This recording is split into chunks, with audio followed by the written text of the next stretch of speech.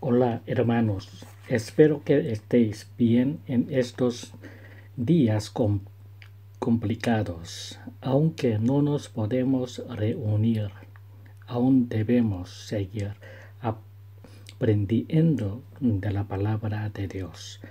Durante unas semanas haremos un estudio sobre la breve instrucción cristiana según Juan Calvino. Hoy, tercera parte de la fe, segunda 7, del arrepentimiento y del nuevo nacimiento.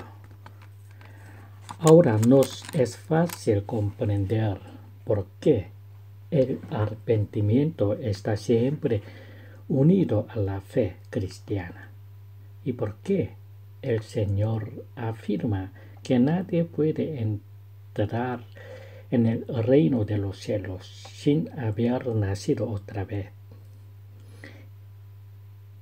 Juan capítulo 3, versículo 3. El arrepentimiento es esta conversión por la que, abandonando la perversidad de este mundo, volvemos al camino del Señor. Y como Cristo no es ministro del pecado, nos purifica de las manchas del pecado y nos reviste de la participación en su justicia, pero no para que profanemos enseguida una tan grande gracia con nuevas faltas, sino para que consagremos sí por venir de nuestra vida a la gloria del Padre, que nos ha adoptado por hijos suyos. La realización de este arrepentimiento depende de nuestro nuevo nacimiento y comprende dos partes: la mortificación de nuestra carne, es decir, de la corrupción que es engendrada con nosotros, y la vivificación espiritual por la cual la naturaleza humana es restaurada en su integridad. El sentido de nuestra vida está en que, muertos al pecado y a nosotros mismos, vivamos para Cristo y para su justicia. Y como este renacimiento no se consuma mientras estemos prisioneros de este cuerpo de muerte, es necesario que la preocupación de nuestro arrepentimiento dura hasta nuestra muerte.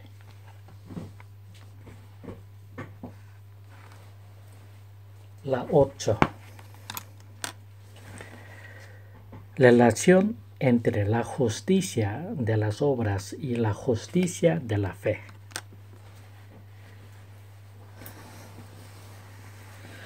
No se puede dudar de que las obras buenas que proceden de una conciencia purificada sean agradables a Dios.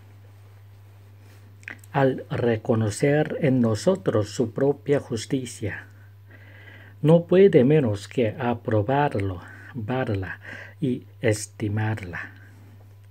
Sin embargo, debemos procurar cuidadosamente no dejarnos arrastrar por una vana confianza en las buenas obras, de tal modo que olvidemos la justificación por la sola fe en Cristo. Pues la única justificación de las obras que existe delante de Dios es la que corresponde a su justicia. A quien quiere ser justificado por las obras no le basta, por consiguiente, hacer algunas buenas obras, sino que necesita mostrar una perfecta perfecta obediencia a la ley. Y aún los que mejor y más que otros han adelantado en la ley del Señor, están todavía muy lejos de esta perfecta obediencia. Más aún, incluso si la justicia de Dios quisiera contentarse con una sola buena obra, no encontraría el Señor en sus santos esa sola buena obra, merecedora de que se le hiciese el elogio de la justicia. Pues por más extraño que parezca, es absolutamente cierto que ni una sola obra procede de nosotros con absoluta perfección y sin estar ensombrecida con alguna mancha. He aquí por qué, siendo todos pecadores y estando manchados con innumerables huellas del pecado, tenemos que ser justificados desde fuera. Siempre pues tenemos necesidad de Cristo para que su perfección cubra nuestra imperfección, para que su pureza lave nuestras manchas, para que su obediencia borre nuestras injusticias, para que finalmente su justicia nos sea gratuitamente imputada sin consideración alguna a nuestras obras, cuyo valor no puede subsistir ante el juicio de Dios. Pero cuando nuestras manchas, que de otro modo contaminan nuestras obras ante Dios, son cubiertas de este modo, el Señor no ve en nuestras obras más que una absoluta pureza y santidad. Por eso, la honra con grandes títulos y alabanzas, las llama justas y las tiene por tales. Les promete una inmensa recompensa.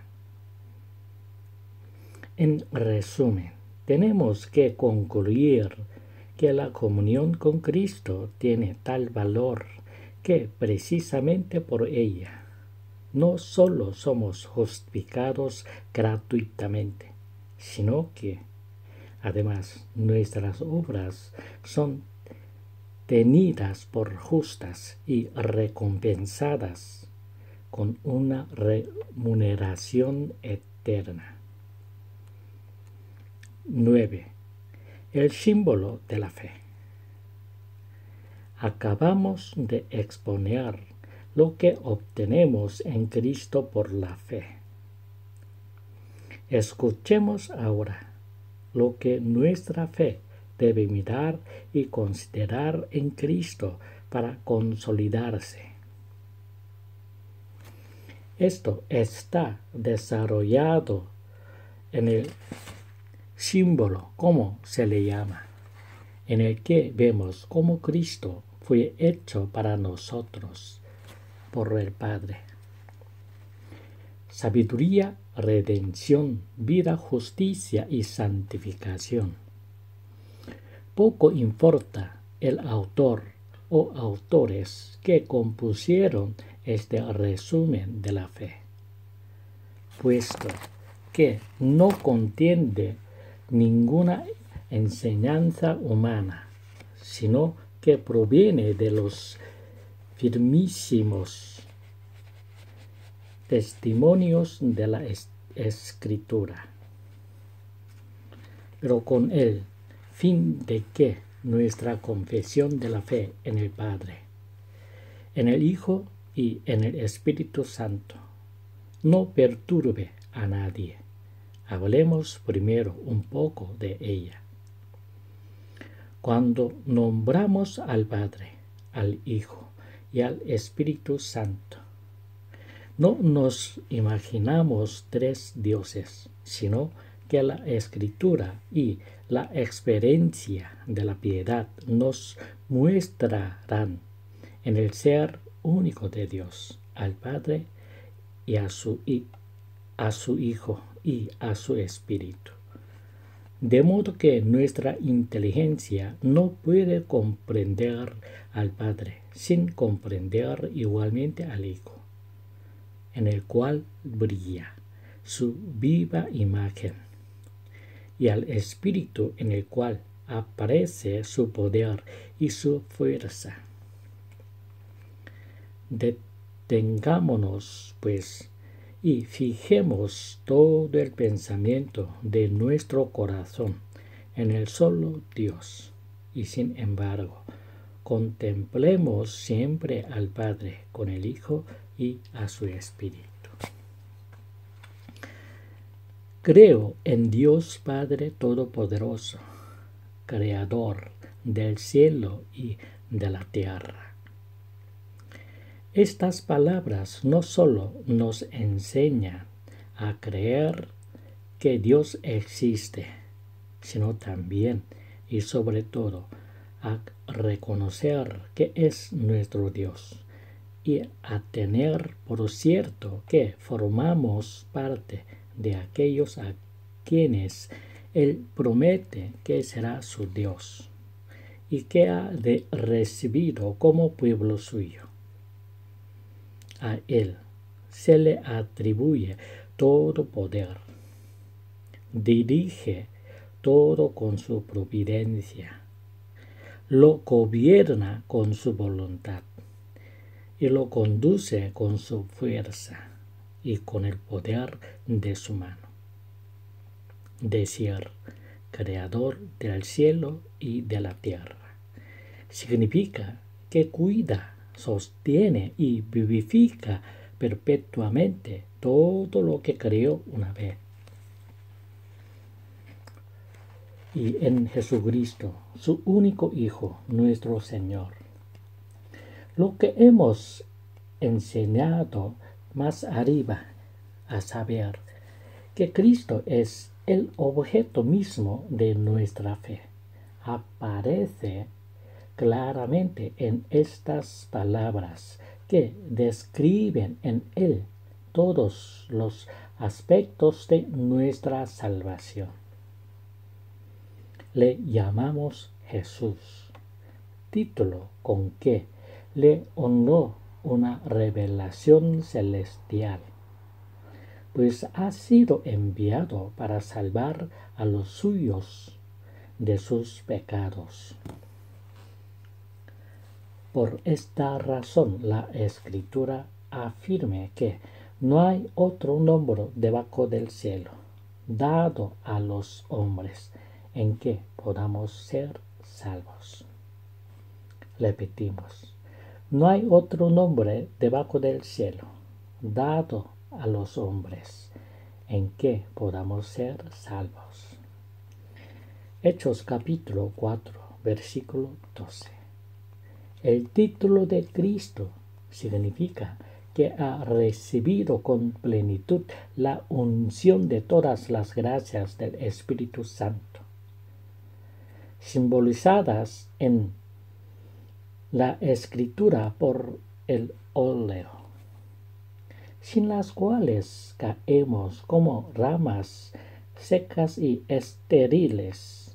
La unción le consagró primero como rey en el nombre del Padre, para tener todo poder en el cielo y en la tierra, a fin de que fuésemos nosotros reyes por él, con dominio sobre el diablo, el pecado, la muerte y el infierno. En segundo lugar, como sacerdote, para darnos la paz y reconciliación con el Padre por medio de su sacrificio, a fin de que fuésemos sacerdotes por Él, ofreciendo al Padre nuestras plegarias, nuestras acciones de gracias, nosotros mismos y todo lo que nos pertenece, ya que es nuestro intercesor y nuestro mediador. Además, se le llama Hijo de Dios, no como los fieles, que lo son solamente por adopción y por gracia, sino como verdadero y legítimo Hijo, que lo es, y por consiguiente el único, en contraposición a nosotros. Él es nuestro Señor, no solo según su divinidad, que es desde toda la eternidad una sola con el Padre, sino también según esta carne creada en la que se nos ha revelado. Como dice San Pablo, nosotros, empero, no tenemos más que un Dios, el Padre, del cual son todas las cosas, y nosotros en Él, y un Señor Jesucristo, por el cual son todas las cosas, y nosotros por Él. 1 Corintios capítulo 8, versículo 6. Que fue concebido del Espíritu Santo, nació de la Virgen María. Se nos recuerda aquí cómo el Hijo de Dios se hizo para nosotros Jesús, es decir, Salvador, y Cristo, es decir, ungido, como Rey para guardarnos y como sacerdote para reconciliarnos con el Padre. Tomó nuestra carne para, una vez hecho Hijo de hombre, conseguir hacernos con Él hijos de Dios. Se revistió de nuestra pobreza para colmarnos de sus riquezas. Tomó nuestra debilidad para fortalecernos con su fuerza. Se revistió de nuestra condición mortal para darnos su inmortalidad. Descendió a la tierra para elevarnos al cielo. Nació de la Virgen María para ser reconocido como el verdadero Hijo de Abraham y de David, prometido por la ley y los profetas, y como verdadero hombre, semejante en todo a nosotros, pero sin pecado. Fue tentado según todas nuestras debilidades, aprendiendo de este modo a tener compasión de nosotros. Fue, sin embargo, concebido en el seno de la Virgen por el poder maravilloso e inefable del Espíritu Santo, pero nace sin ser manchado por ninguna corrupción carnal. Antes, al contrario, santificado con una excelsa pureza.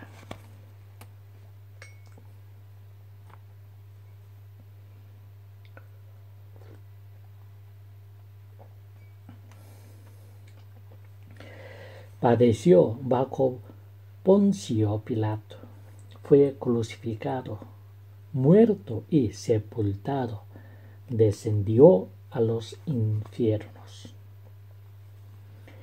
Estas palabras nos enseñan cómo realizó nuestra redención, para la cual había nacido como hombre mortal. Él borró la desobediencia del hombre que provocaba la cólera de Dios por medio de su obediencia, haciéndose obediente al Padre hasta la muerte.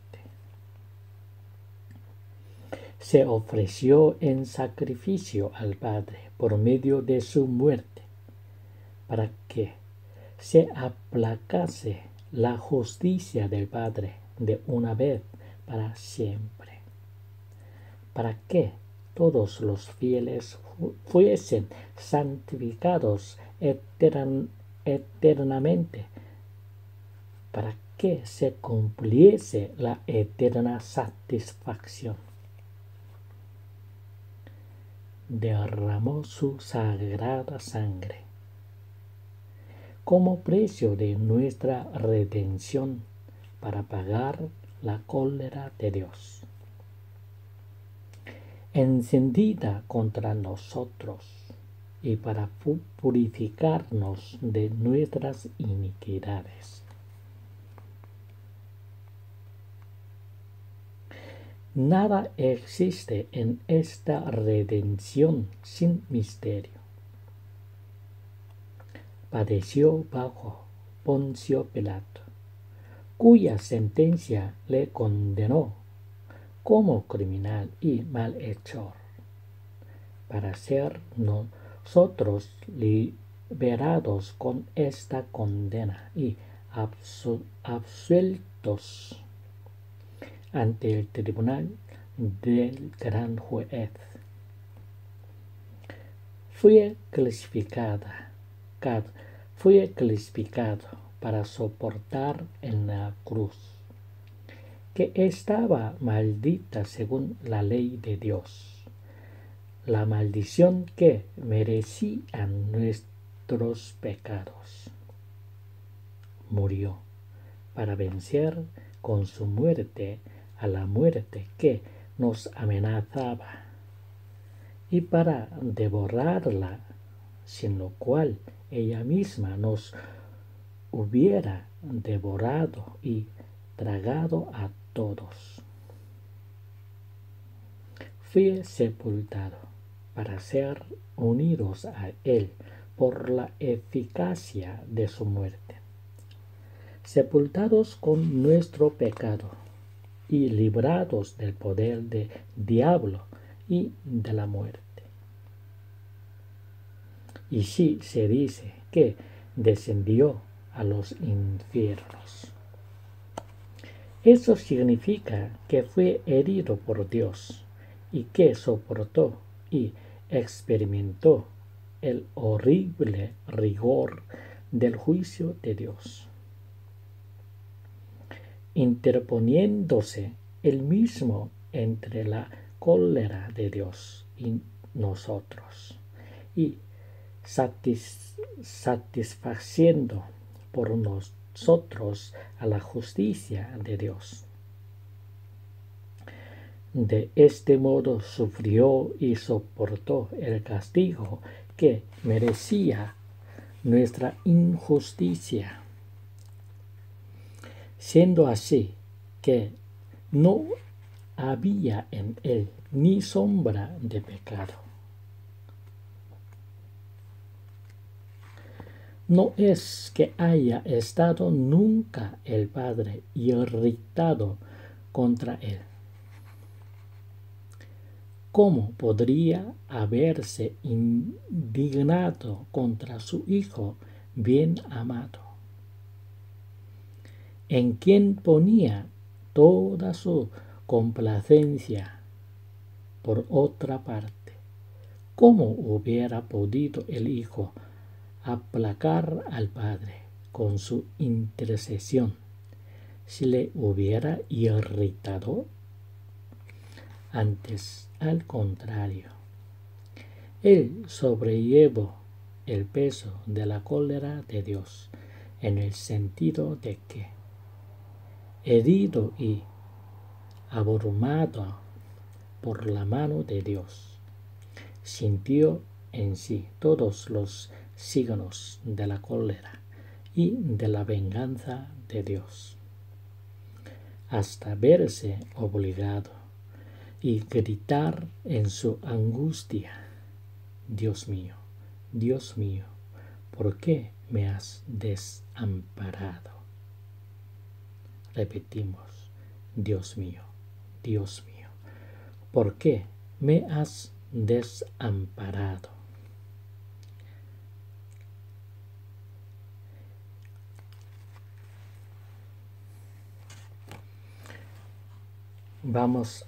Vamos a dejar aquí por hoy. Seguiremos la próxima semana. Espero que tengáis una semana llena de comunión con Dios. Que Dios os bendiga. Amén.